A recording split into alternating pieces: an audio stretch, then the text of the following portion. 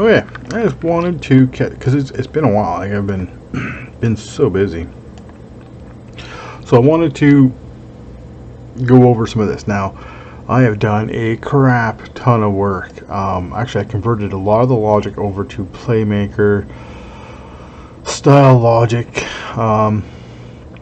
It gives me some advantages in some of the scenarios. Now, I did find an issue with my inventory system just the other day, and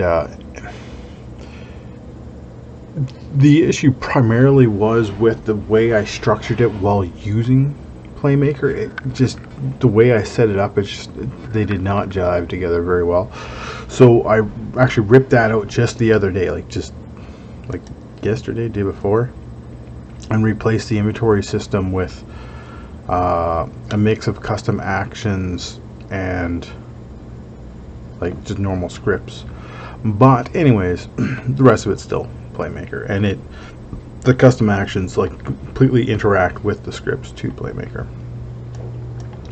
But I thought I would show a little more of some of the things that have changed and how it's looking. Right? Allow me to turn that down.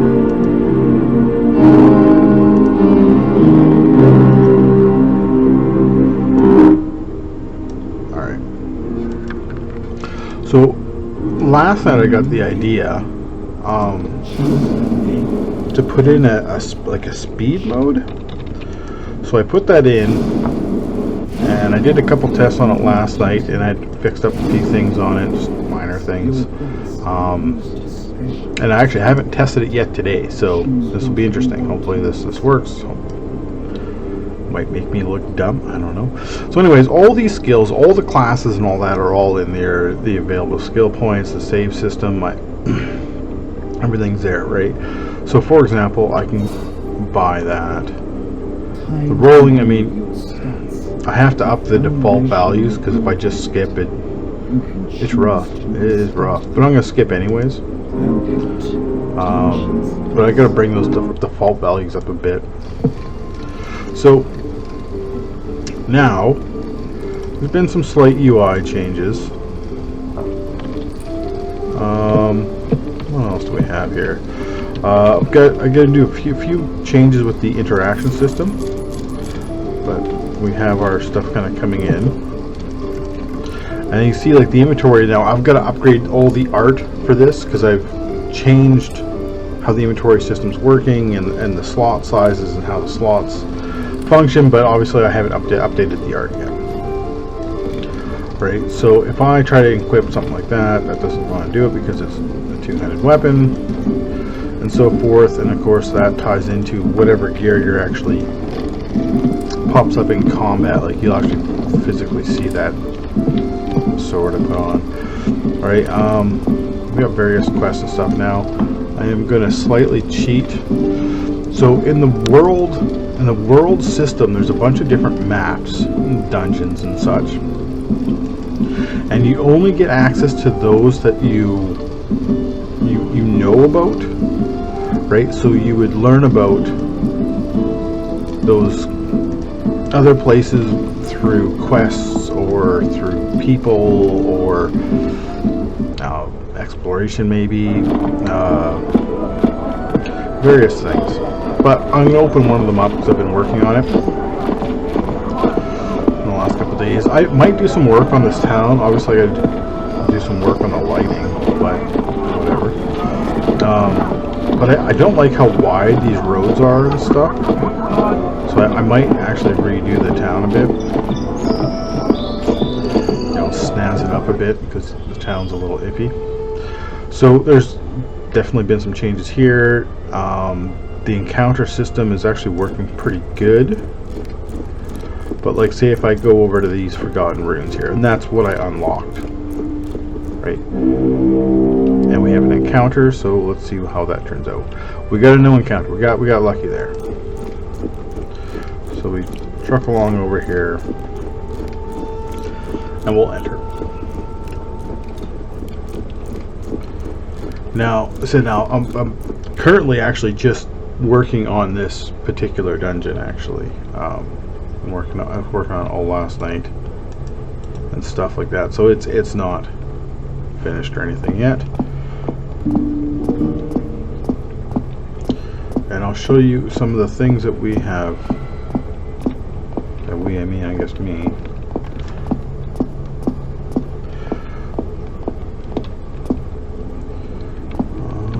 Let's go over here. Let's show a bit of the combat. Death comes swiftly. Right, so we have, you know, Joe Blow coming along. He's coming out of the dirt. We're gonna fuck with this guy. Now, one of the other big changes in the combat was, okay, so we have our armor rating, right? So you put on your armor. If the roll goes underneath the armor rating, it's gonna hit the armor. If it goes above it, it hits the health. Okay, fair enough. That, you know, classic for like Palladium. Now, with that said,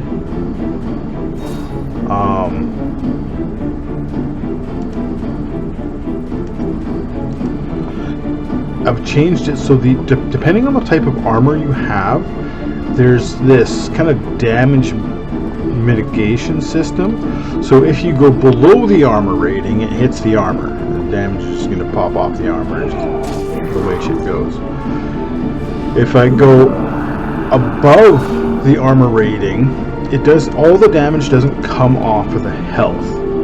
It hits the health, but then it's divided based on the absorption rate of the armor piece that it hit, and then you take your health damage and you take a bit of armor damage.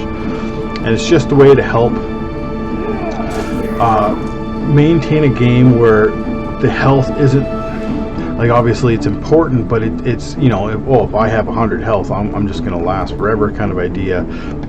It makes it a little more gear driven, which is what I want, right? Like, because it's one of the big defining differences between, like, say, like a warrior and a rogue kind of idea, right?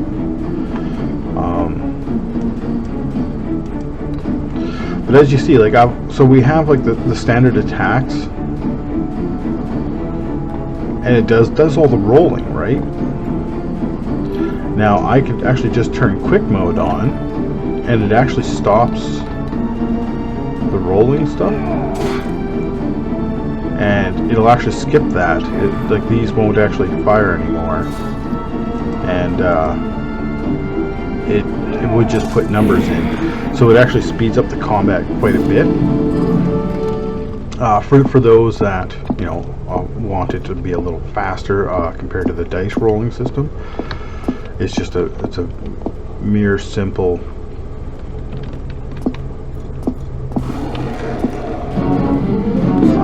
just a button toggle now, right? Like, if I turn it so it's, you know, might work on that, make it look better, but right, so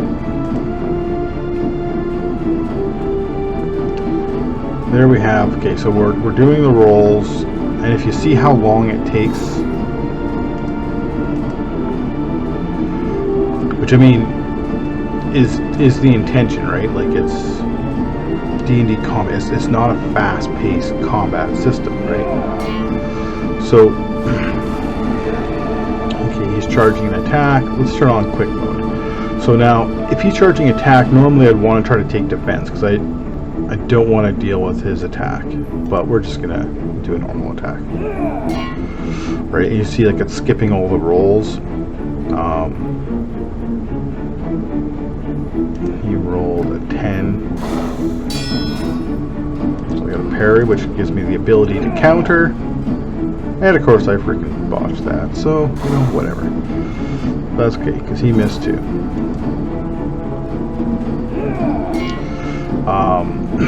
A lot of the effects system is actually working really good.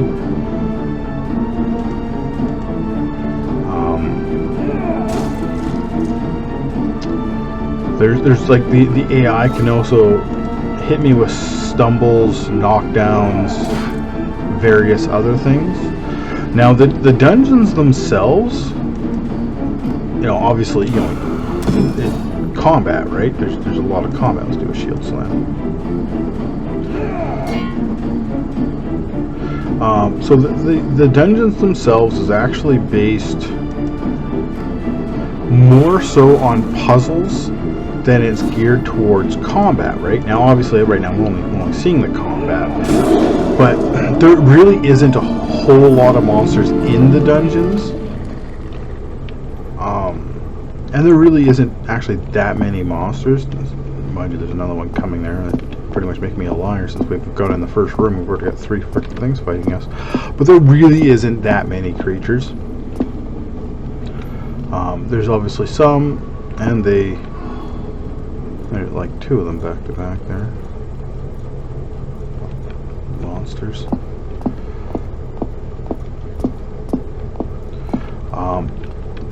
But we're actually more focused on puzzles.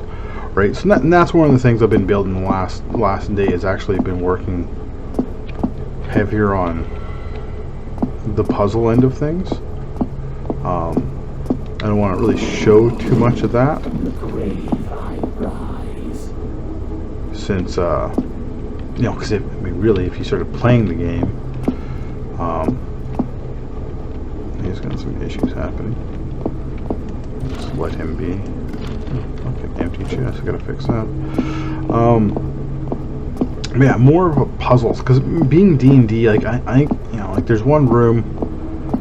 I'm actually just starting to. Oh, skeletons are in the way. At the end of this hallway, I think it is. There's a room that actually locks up and traps you, and then poison clouds start filling up, and it's gonna kill you. So you gotta more or less do a puzzle to try to get out, right? I'm going to try to put a bunch of that type of stuff in. I was kind of hoping he was going to keep walking. Apparently that's not the case.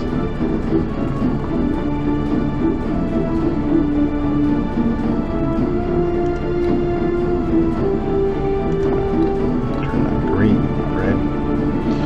Should change the text on that based on what it's in.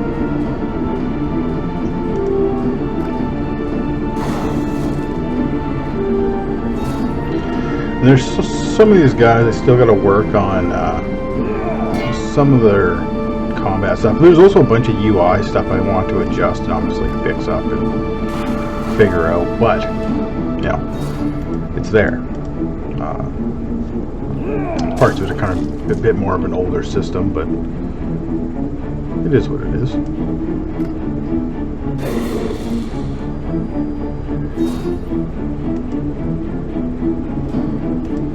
See, like he hit my armor.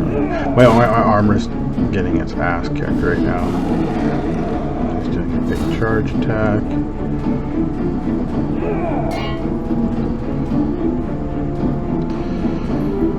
He rolled a 7. I'll take 23 damage if I don't defend it, but it's all going to be off my armor. Yeah, I didn't defend it. My armor is still holding. I mean, I right in the beginning of the equipment I gave is actually some more of the higher end gear. So, I mean, I've only got the 1 piece of armor on. I mean, I can still put a few more on there, but this is not a light piece of armor. That is a higher end piece of armor, and that's, you know, and this is how effective it is. Just closer to an end game piece now. It's only 1 out of 3, but one of the other things I've actually added, I can't even show it right now because I don't have a treasure chest to give it to me, is the ranged mode. Is if I have a bow equipped and I have arrows, I can actually enter in this range mode, and I move very slowly. Yeah, see, so now this is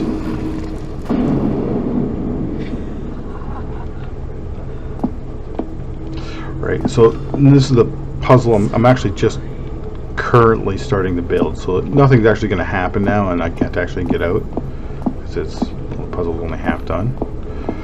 But yeah, and then there's green fog and stuff that actually pops up everywhere. So I'll probably end that there. But that's that's how that's looking.